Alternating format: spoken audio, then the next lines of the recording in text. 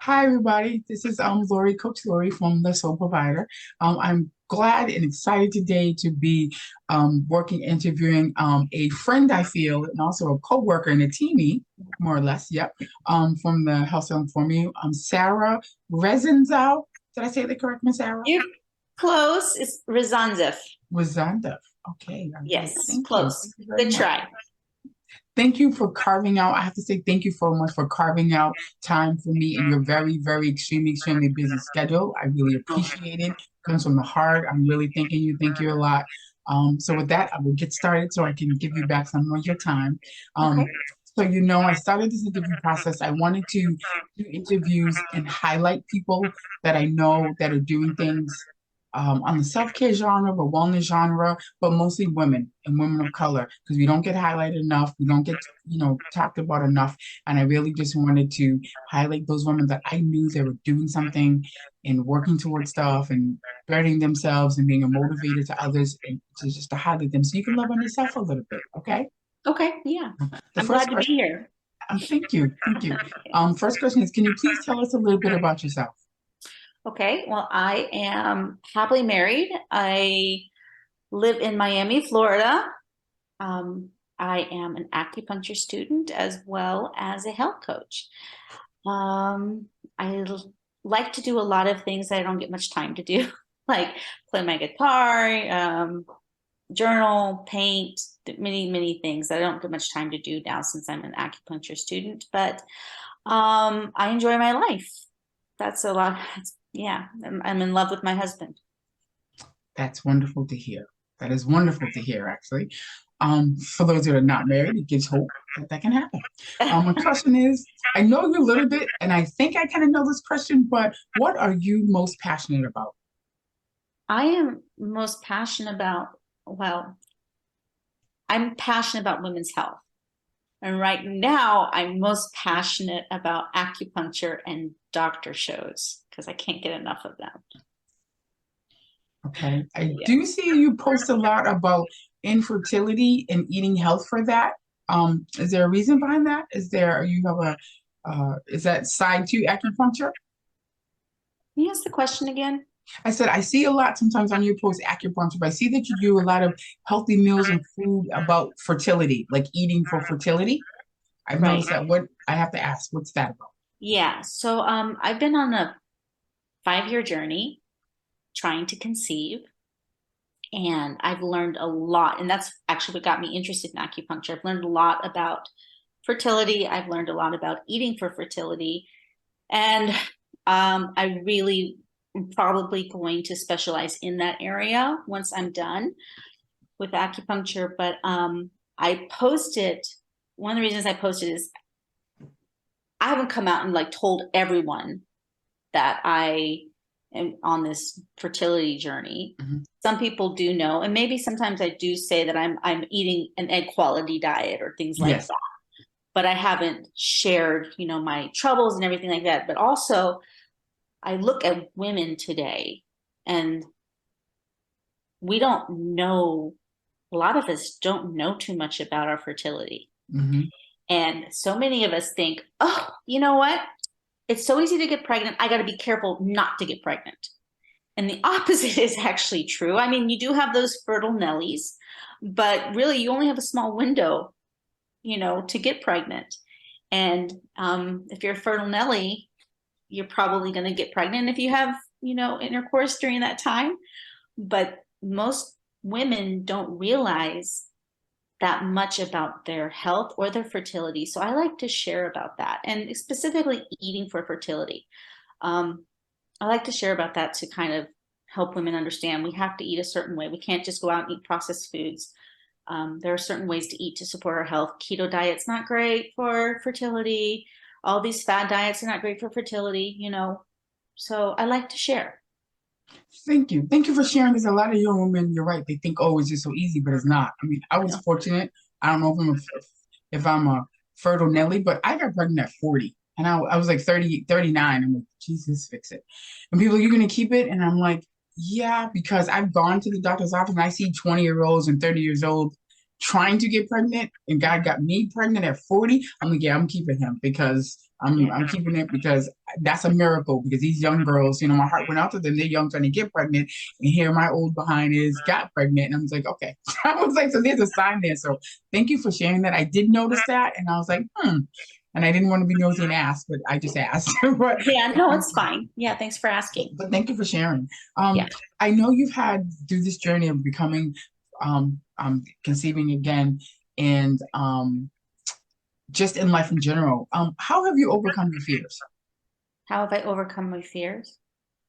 Oh, that's a daily work in progress. There are some fears that I have overcome, and then there are others that I'm still working on. So I think one of the ways I did overcome the fears that I overcame is that, for example, getting a job opportunity, but for settling for something else, because you're scared of that job. Mhm. When in all actuality, you're scared because maybe you'd be really great at it, but you don't think you should. So pushing yourself to do stuff despite the fear is one way of overcome fears. In fact, I think that's the main thing is pushing myself to do it anyway, despite the fear.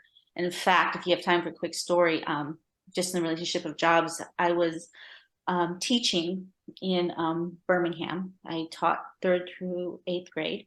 And when I moved there, I wasn't teaching right away. I was given the opportunity to substitute at different places. And I substituted in preschool, and then I substituted in two preschools, and I substituted in a middle school.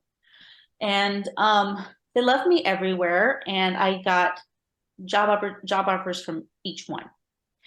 And the middle school was really probably where I really loved being, but I was scared.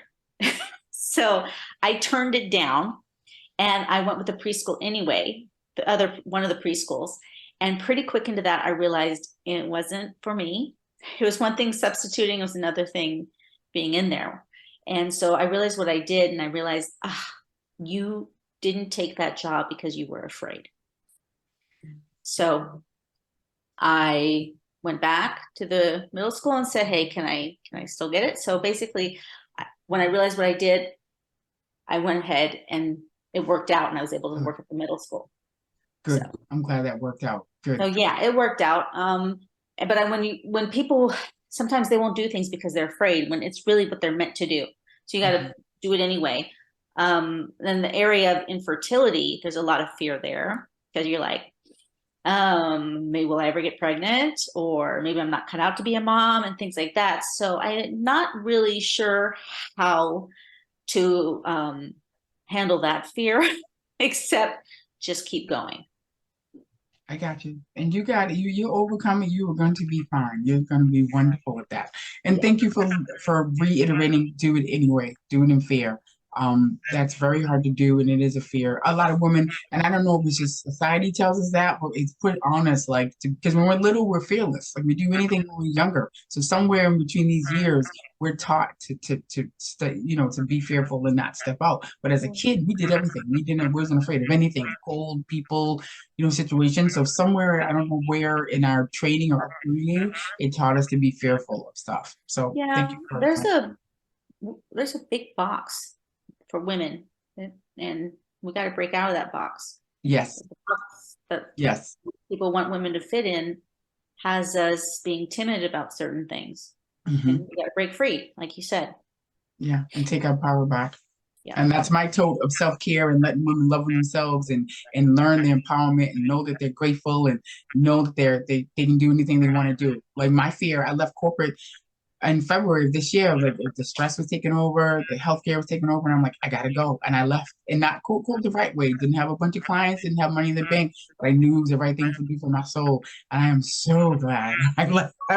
My time freedom and my stress level has dropped. My blood sugar's gotten in line. So it was the right thing to do for me. And women, we have to learn to do things that are right for us, regardless of what they say, she says, social media says, or whatever. You know, I did a lot of things later in life, and according to social media, my life was done. My life didn't start to 40. You know, I had a baby at 40. You know, bought a Yeah, BA at 50, house at 54. So we have to ignore that stuff and push it to the side to know that our journey is ours individually to keep going. absolutely. Thank you for that. And what would you tell your younger self? What would I tell my younger self? I would tell my younger self, don't marry that man. Um, that's one thing I would tell my younger self. And my another thing I would tell my younger self is that you are capable. You are capable and more than you know. So just put one foot in the other and do it. You are capable. That's powerful. That's powerful. So to piggyback on that, what are you most proud of? What am I most proud of? Hmm. Oh my gosh, what am I most proud of? I don't know. There's quite a few things I'm proud of. I'm Okay. proud of the fact that I, you know, moved cross country after my divorce, about almost 3,000 miles all by myself and started over. I'm proud that I got out of an abusive relationship and never ever got involved in another one again. I'm proud that I have become a better person through all of my trials. And I'm proud of myself for going back to school at 40 something years old. Yeah. Great. Those are wonderful things to be proud of. Wonderful, wonderful. And you're doing it. You're doing it. You're Yeah. doing it. Um, what is your favorite quote and why? Oh my God. What is my favorite quote and why? You know, I'm not really great with quotes, Laurie. I've got a bunch of quotes. I should have done this upstairs because I have a bunch of quotes up on my wall. Gosh, I can't answer that question. I'm drawing a blank. I'm Okay. sorry. That's okay. That's Yeah. okay. Are there any current projects that you're working on that you'd like the audience to keep an eye out for? Because I know you're a health and wellness coach as well. So do you have any projects or programs that you're working on? Probably I am right now focused on, like what I was telling you earlier as acupuncture. Mhm. I have a workshop scheduled in January that's going to be here in person. Mhm. I hadn't thought about airing it, but it might be a possibility. I'm always, willing to take additional clients. And eventually, maybe not in the next few months, maybe sometime next year, I would like to do some sort of I don't know if it's going to be a webinar, if it's going to be in person, where there are women meeting and just spending a day or two with each other, learning and growing. So Maybe, retreat? yeah, like a retreat. Exactly. That's Okay. something I would like to do. And I'm not sure that it's going to happen next year, but it's something that I have definitely in mind to do. Okay. So Yes. so that's something that's on your to-do list, your goal list. Yes? Yes. Yes. Okay. Ready? Um, how have you achieved your goals? How have I achieved my goals? Mhm. Hmm. I think just putting one foot in front of the other and just doing it. That's how you achieve your goals. I mean, there's a whole when we talk about achieving goals, we can break it down to very detailed. And some people, they say they want to lose weight. And so they say, I want to lose 20 pounds, but then they don't put in the details how they're going to do it. So I Right. think how I've achieved my goals is having that goal, Mhm. but then filling in the details on how it's going to happen. That's one way. Thank you very much, Sarah. Thank you very You're much for welcome. joining me and sharing with your wisdom and knowledge and journey. And I really, really appreciate you. Thank you. Thank you, Laurie. I had a really great time. Thanks for having me. You're welcome.